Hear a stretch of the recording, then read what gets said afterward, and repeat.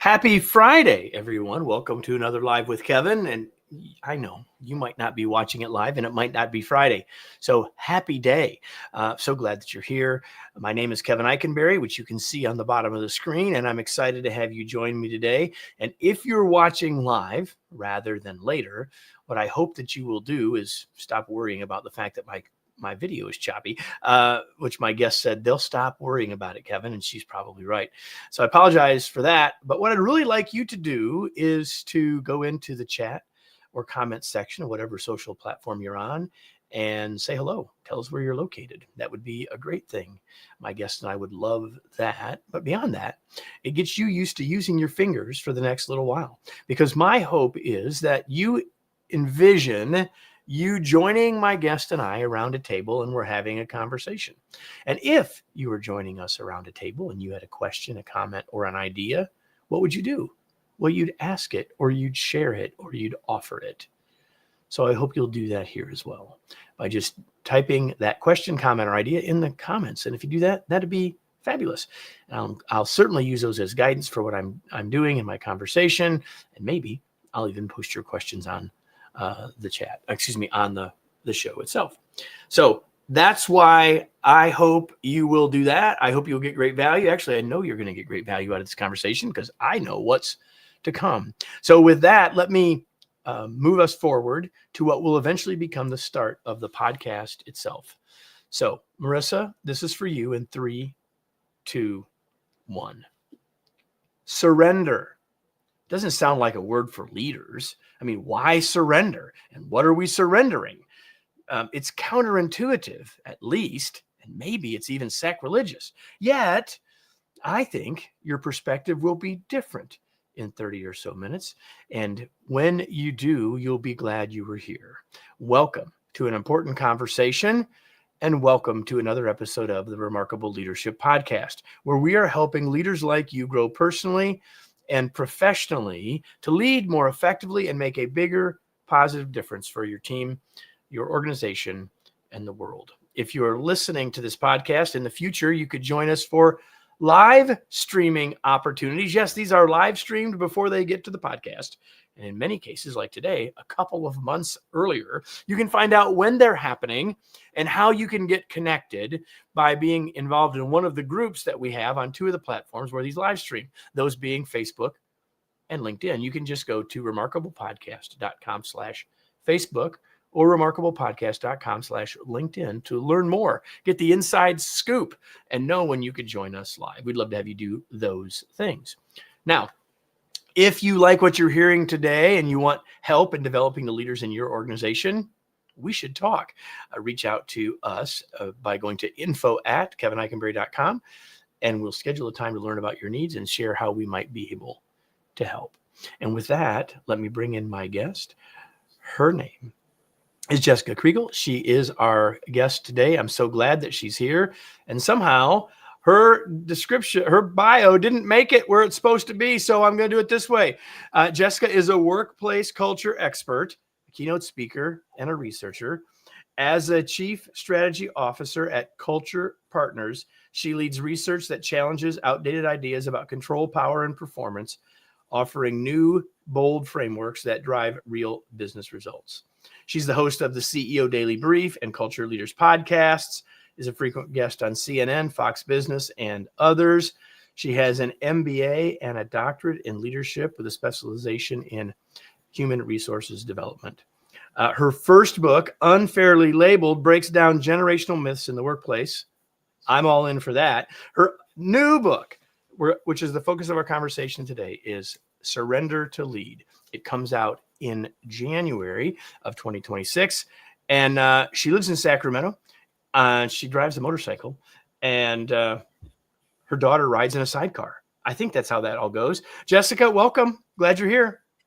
Hi, thanks for having me. It looks like the bio was right where you needed it. You nailed it. Did I get anything wrong there? No, perfect. Okay, awesome. All right, so I teased it with that word. It's the first word in the title of the book, surrender. So why don't we start there? What are you actually talking about when we talk about the word surrender? Why are we putting that word in a book about leadership? Oh, it's such a good question. I let me tell you where I got the idea to write the book.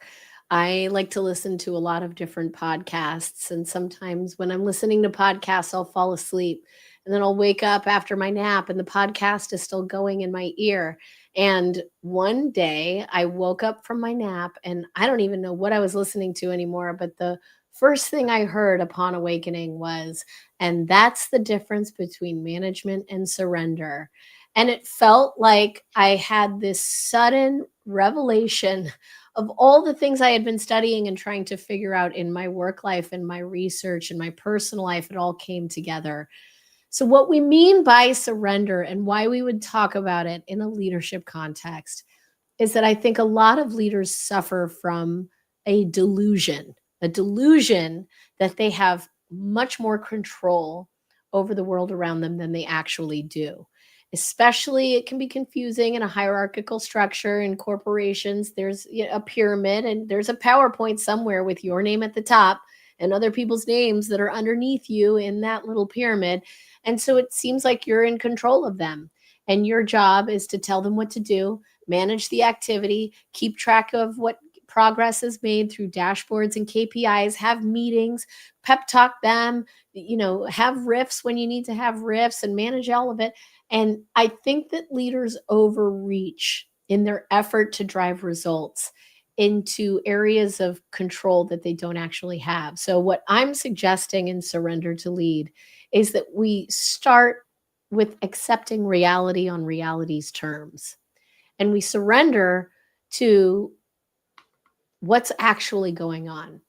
And what's actually going on is you may be the director of a team and you got 4,000 people reporting into you and your paycheck is bigger than theirs, but every single person on that team has free will and they are going to opt into the collective work of this organization or not. And when leaders are trying to get their team to do something, I think the definition of leadership is to create movement. When leaders try to create movement, they usually get stuck in the action trap. The action trap is this endless cycle of activity that feels like progress, but really doesn't move the needle of doing things. We know results come from action. And so we got to focus on action. Did you have the call? Did you track the call? Did you have the meeting? Did you, all of that action focus is the delusion that you can control what they do. And instead, to surrender to lead is to realize that all you can really control is yourself and the way that you show up and the experiences you're creating for people. And the experiences you create for people will drive the beliefs that they have. And people take action based on the beliefs that they hold. It's not the processes and procedures that create change. It is the people will act in alignment with what they believe. So we have to surrender that we can't control people, places, or things. We have to take accountability for what we can control, which is the experiences we create for people. And when you think of leadership that way, it actually becomes a lot less stressful and a lot more powerful because you're empowering people to show up and surprise you with the discretionary effort that you couldn't have got out of them if you lead with that command and control approach. I've been talking about this for a long time. And I told you before we started how much I like this book. And I've been talking about some of these same ideas, not necessarily with all of the same language as you, for a long time. And one of the things I've come to, so let me just make an observation and you can tell me what you think. Like, I think human beings have challenges with control, first of all. Yeah. But as leaders, we have another layer of that. And I think part of it comes by how we promote people. Like, we pick people who have gotten good results. We promote people that are the subject matter experts that had the answers. And so why wouldn't they think that's what they're supposed to keep doing, right? Yeah. And it actually does work to lean into that skill set when you're an individual contributor and trying to create success for yourself. I did it for the first 20 years of my career. So did my co-author, Joe Terry. I mean, we are taught that we can manifest reality by putting our head down and doing hard work. And the more we try, the better we will be and the more success we will create.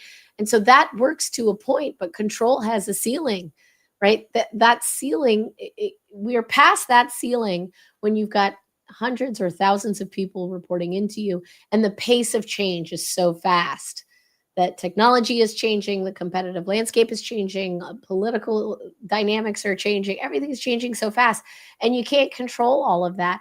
So it actually is quite a relief. And I wrote this book right now because I think that this is a message that people are yearning for right now, is the ability to let go of the expectations, let go of your need to have things the way that you want them to be, which is, you made the point that this is all humans struggle with control. It is a fear response. When we are afraid, we try and manage things to make the fear go away. And corporations are a fear-based institution. We're afraid we're going to get left behind. We're afraid we're going to get replaced. We're afraid we're going to become irrelevant. So fear is driving a lot of that micromanagement that happens. And it's not just micromanagement, because I think micromanagement is almost a term of the 90s at this point, but just simply thinking you know better and just simply telling people what to do and expecting that's enough to get them to do it. If it were that easy, we wouldn't need all these leadership books, right? I want to whisper into the ear of everyone who's listening, or to many of the people who are listening, because Jessica said a few minutes ago that, if you're leading an organization of 1,000 or 4,000 or 5,000, and I would just say everything she said applies if you're leading 5. Not just maybe it's bigger, or it seems like a bigger stretch if the group is bigger. But once you make that move from individual contributor to leader, whatever the size of the group, everything that we're talking about today is absolutely 100% relevant.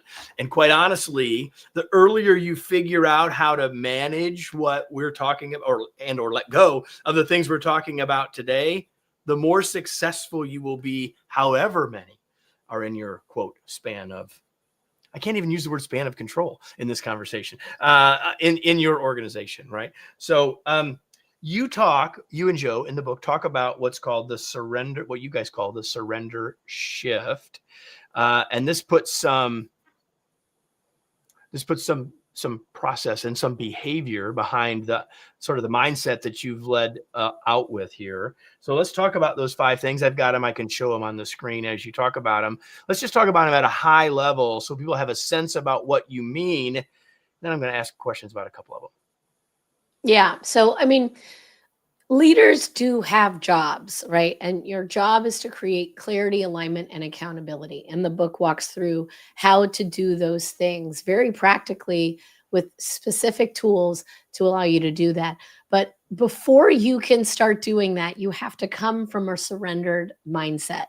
And the shift model is how you get your head right so that you can then lead with clarity, alignment, and accountability.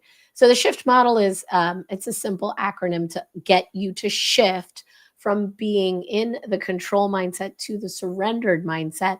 The book also has an assessment that you can take to see how much of a surrendered leader you are. I'm 80% surrendered leader, so I still got work to do, okay? We're all on a spectrum, and probably on my bad days, I drop below 80%, right? But let's start with shifts. So But S good news, is for, on your good days, you're above 80. Yeah, maybe. I haven't cracked the code on the assessment yet, but yeah, I think 80 is, I feel proud of myself. We're all a work in progress, right? So the shift mindset is the tool I use every day to help me get closer to 90 and then closer to 100, and to make sure that I'm coming from the right place. So S stands for stop fighting reality. And this, I think, is one of the hardest ones in leadership, in business today, because there are so many things that we wish were different, that we wish were not the way that they are. And so even within one organization, for example, let's say you're not meeting a revenue growth goal, and everyone has got a person or a team that they would like to blame, a reason why that's not working out. Well, the marketing team didn't give me enough sales enablement assets. Well, the sales team isn't doing enough cold calls. Well, Salesforce is not the data quality in Salesforce is bad. Well, the CEO is a bad attitude and no one likes him anyway. He's not creating an engagement workforce. The administration has created a difficult regulation for us to adapt to. the clients don't understand what our product is. The product team created something that doesn't work. So we like to blame others, right? And that's just the reality. If that is your reality, that's your reality. So let's relieve ourselves of the energy that we currently spend focusing on all the things that we can't control, which is everything outside of yourself. Just stop fighting reality, the complaints. We did research on this with our clients, and we're working with, Fortune 500 companies all the way down to credit unions with 100 employees. And 50 to 75% of teams in meetings are spending their time in that mindset of the blame game mindset. Like, here's why this isn't working. It's not my fault. So we have to stop fighting reality because it's just wasted energy. That's S. H is to have faith. And what this is understanding that perhaps you are not the only and smartest person in the room, that there is something bigger than you, whether it be, for me, it's my actual faith in a higher power, or if you're not spiritual, it can be the collective intelligence of the people on your team that you have faith in. And if you think you've hired a bunch of people that you can't have faith in, then let me ask you this question. Ask yourself, what is the source of all good? What is the source of all good? And then have faith in that, whatever that is. I asked my mom that question and she said rhythm. And I'm like, then have faith in rhythm, mom. Whatever it is, have faith, because that begins to unlock the fear response that we have in the workplace, that everything's going wrong. I have to blame these people and I'm afraid I'm going to get blamed. So we have to have faith to start to unclench and get out of that fight or flight. Then the I is identify what's yours. And this is where we start to channel our energy productively. So you've let go of the blame game. You've started to ground yourself in a place that isn't fear. You have faith in something. And now what can you do? I mean, the question is, as a leader, you do have a job here after all. What is yours? What is within your control? So ask yourself that question with regards to these bad results that we're getting. In the example I gave, bad revenue growth goals. What can I control about that? And just focus on you, because that is the only thing that you actually can control. Once you've done that, you have to revisit the fear approach, because you will have some ideas about what you can control, but that fear will continue to creep up and you have to free yourself from fear. Now, how do you free yourself from fear? It is through, this is the touchy-feely part, coming from a place of love. If you come from a place of love, even in the workplace, it completely shifts the way you problem solve. So, excuse me, I've lost my voice, so my voice is a little crackly today. But to free yourself from fear, when we talk about love in the workplace, it's not romantic love, obviously. We're talking about agape love. And agape love is, the way St. Thomas Aquinas defined it, which is to will the good of another. If you were to put your mindset into how you can will the good of another instead of the ego mindset of how do I get what's mine? How do I take? And put yourself in a mindset of give, well, then you have set yourself up for T, which is the last letter in the shift framework, which is to take the next right action. Putting yourself in that mindset, having focused on what you can control, freeing yourself from fear. Now you can make a decision, a grounded, centered decision about what the next right action is. And that is the opposite of the action trap, which most leaders go to, which is, we got to get a result. What action do we need to get a result? Let's start taking that action, more hustle. And that wears people out. And it does actually move the needle. We did research on this with Stanford Graduate Business School. Companies stuck in the action trap can grow, but the companies that unlocked themselves out of the action trap and shifted their mindset to the surrender mindset, they were able to outperform the action trap companies by 4 times revenue growth in the course of 3 years. So it unlocks potential you didn't even know was there. How do you help us understand? I mean, I've read the book, so I'm at an advantage over those who are listening. Help everyone understand the difference between just the action trap and what you're actually here calling the right next action. Both of them are talking about action. So help people see the difference here, because those words in this step are critical, I think, to your point. Absolutely. So change is everywhere right now, and leaders are struggling with how to change their people, change the results, change the company in response to what's going on. And so, what do people usually do? Well, if they want to get change activated within their company, they start with a plan. They create a strategy or a roadmap. Then they communicate that plan. They tell everyone, here's the plan. Then they realize it's not working. We got to check in with people and figure out why isn't it working. So they set up a bunch of meetings and they have conversations with people about why aren't you implementing our plan? And then they need to track progress on the plan. So they do KPIs and dashboards. And then when it's still not working, people blame culture and they say the problem is we've got these entitled Gen Zers and they just don't know how to operate. And all of these things that they're doing are just throwing more action at the solution because they're short-sighted. They're thinking, well, my plan should work. Let's just get everyone to do the plan. But that's the control mindset, where you think you can control people into showing up the way you need them to show up. But people will act in alignment with what they believe. And so if you want to create that movement, you have to operate at the belief level.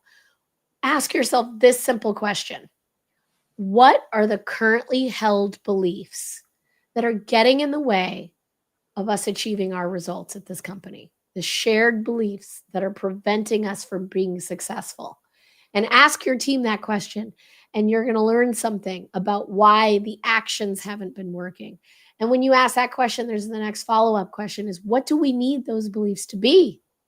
And when you understand the current beliefs that are blocking you from progress and the beliefs that are required for people to hold in their hearts, well, then you can take the next right action. So it's about filtering all of the action we could take, the technology you could implement, the new shiny person that you could hire that's got experience in this, and more meetings on the calendar, and figuring out what will actually work to change the hearts and minds of the people here, so that they will not only take the action I think they should take, but they might surprise me with ideas I didn't come up with that will help us achieve our goal that align with our mission. That's the difference.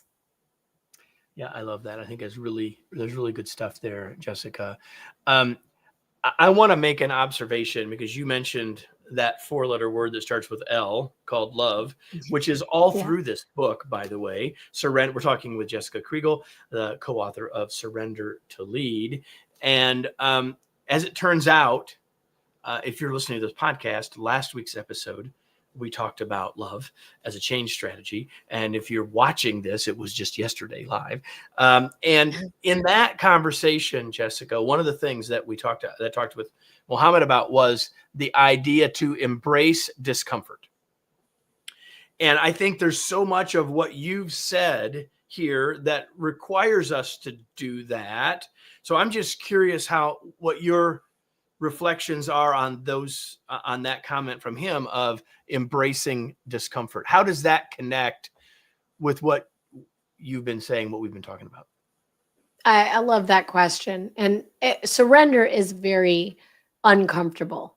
And certainly bringing love to the workplace as a concept is also very uncomfortable. But why is it uncomfortable? Because we are coping with the fear that we have about not making the results, about not being relevant, about not getting what we want, or about losing something that we have to drive our momentum forward. And so to surrender is to say, maybe I don't know best. Maybe there's another way that I haven't thought of, that I can't control, that I'm going to create room for, and I may be surprised. And that's its own level of discomfort and its own level of fear. And so I completely agree. There's a story in the book about a CEO of Service Express.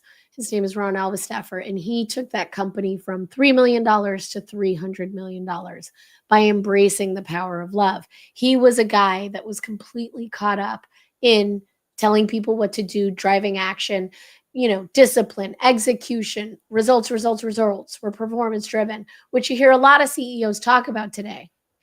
But to declare the culture in a pep talk like that does not translate to people embracing it, because there's a big difference between assigning responsibility and people taking accountability. Responsibility can be assigned by someone else to you, but accountability is something that you have to take. You have to pick up that responsibility and own it, and it's a personal choice. So, what Ron said in the book was love is accountability. It's saying, I love you enough to hold you accountable to what I think your full potential is.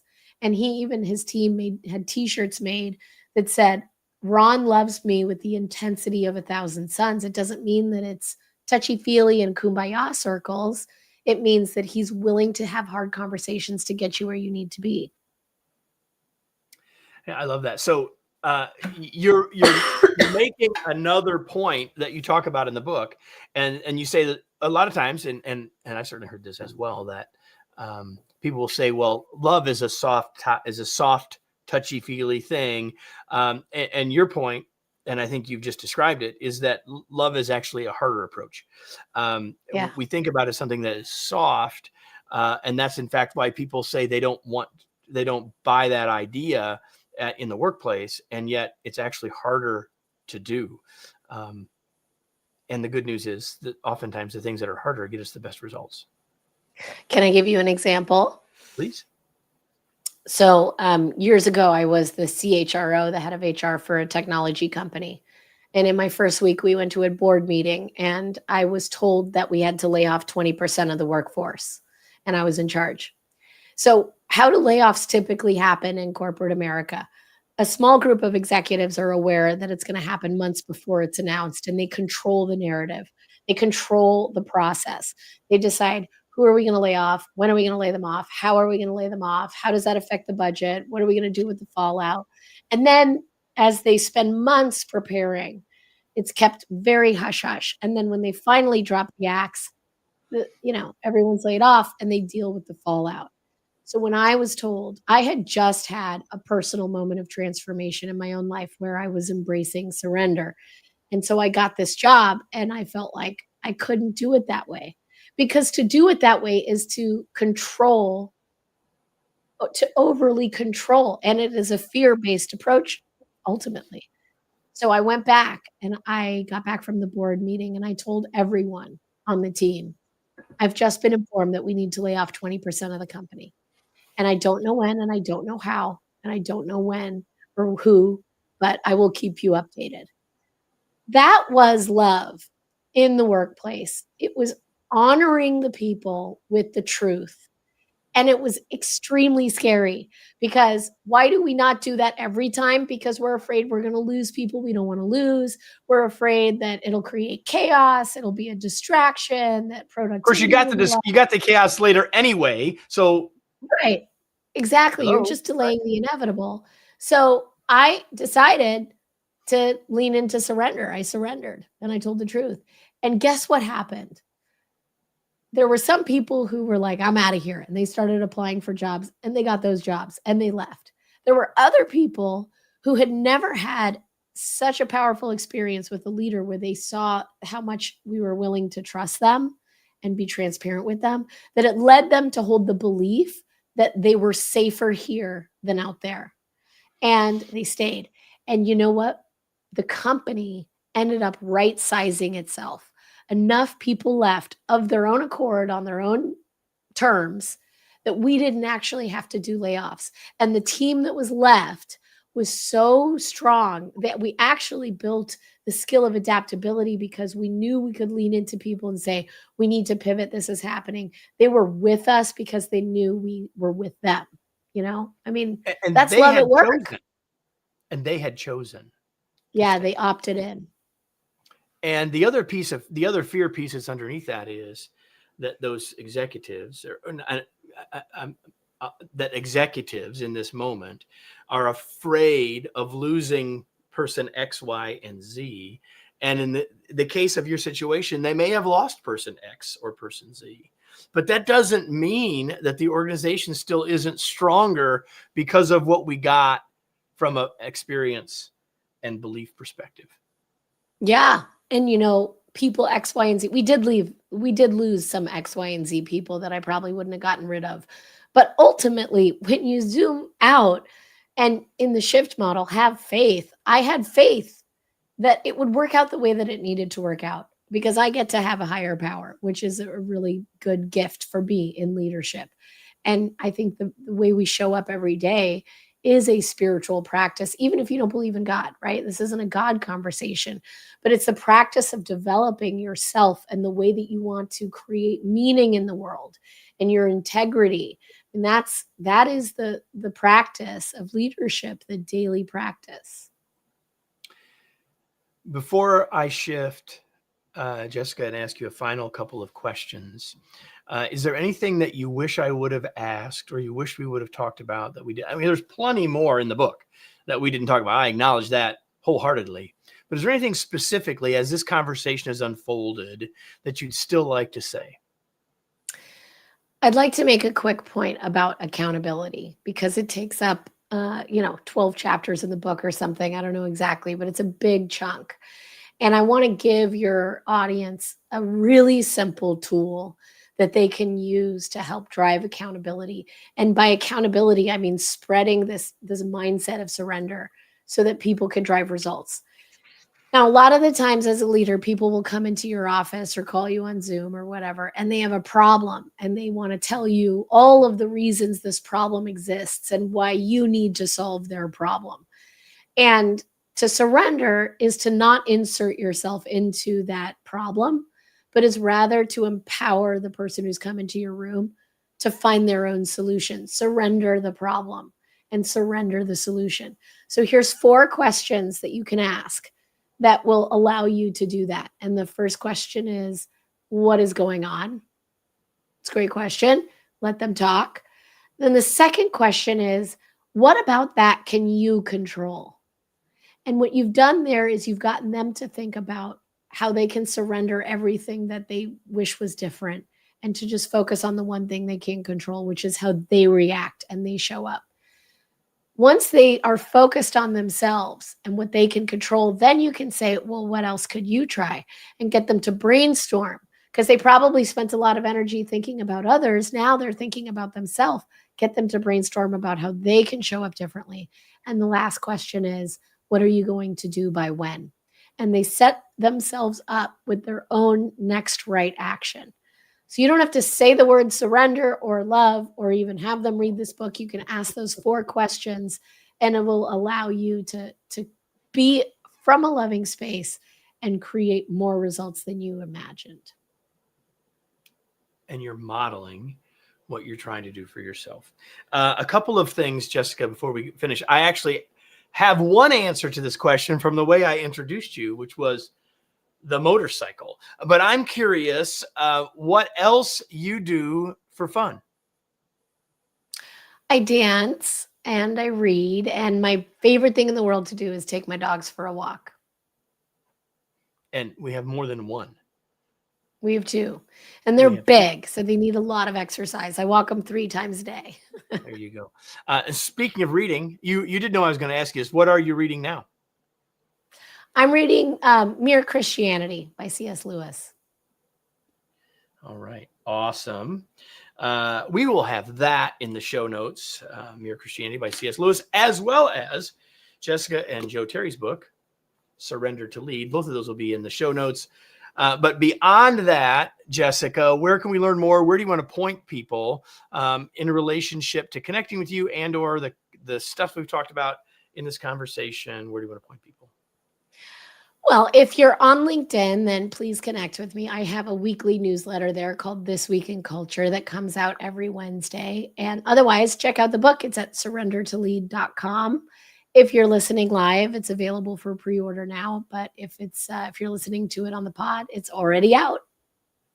There you go. Surrendertolead.com. And I can attest personally that if you reach out to her in LinkedIn, she will respond. We had a little conversation about a couple of things, including something Kevin screwed up before we actually got to this point. Listen, before I say goodbye to Jessica and before I say goodbye to all of you, I have to ask you a question. actually is a question of love and accountability, as it turns out. And the question is this: now what? What action will you take now as a result of what you heard today? It's one thing to say that was a great conversation. And that thing could be, I'm going to order a book, which Jessica would love.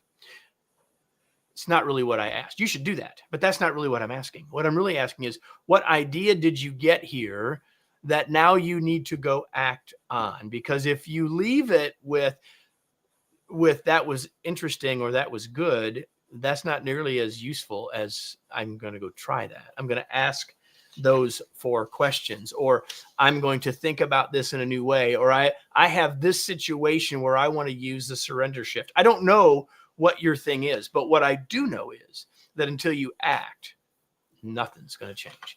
And so it's my hope that you will do that, because my hope is that this podcast is a podcast that leads you to action, and Jessica, not to napping, as it turns out. Jessica, thank you so much for being here. It was a pleasure to have you. Thanks again. Thank you so much for having me.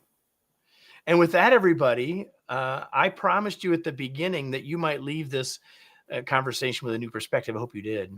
And I also hope that if you did, that you'll come back. And if you're not subscribed, that you will subscribe. You know how to do that wherever you're watching or listening, to do that. And if you've been subscribed, the other thing you could do is tell someone else to join us. Hope you'll do those things. And I do hope you'll be back next week with us for another episode of the Remarkable Leadership Podcast.